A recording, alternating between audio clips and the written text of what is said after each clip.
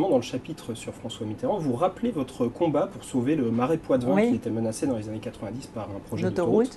Et vous faites un très bref parallèle dans le livre, en une phrase, avec Notre-Dame-des-Landes.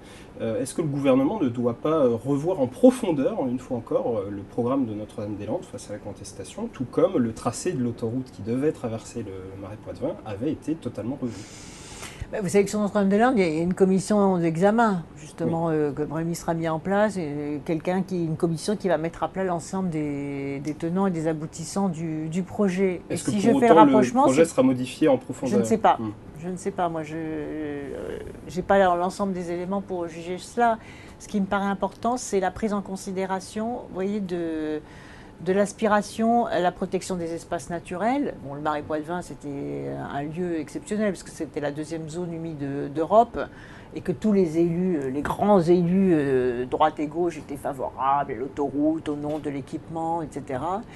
Et puis que c'était la recherche d'économie, c'est-à-dire le tracé le plus court. Et quand je me suis engagée dans ce combat, avec une vingtaine de maires ruraux, c'était les petits avec qui j'étais, les agriculteurs du coin, les associations de protection de l'environnement du territoire, les maires ruraux qui étaient là, que j'avais rassemblés dans une charte intercommunale du marais Poitevin. À un moment, on a dit non, c'est pas possible. Alors là et l'autoroute, elle s'est faite. Il y a une conciliation entre le fait d'équiper un pays.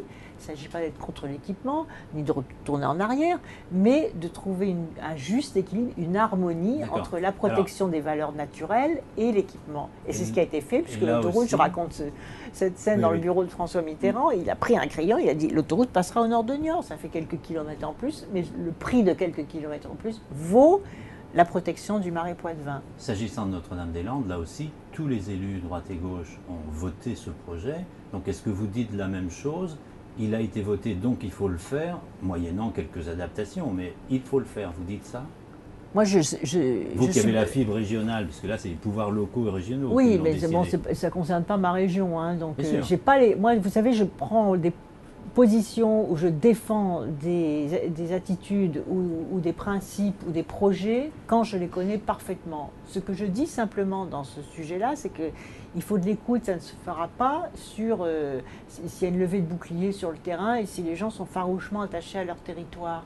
Vous voyez? Donc, soit on est capable d'expliquer clairement la logique d'un projet, et à ce moment-là, on est capable de rassembler autour de ce projet, soit il y a une revendication populaire qui dit non, il y a peut-être d'autres façons de faire, et à ce moment-là, il faut regarder comment on intègre ces préoccupations-là. On ne peut plus faire contre les gens.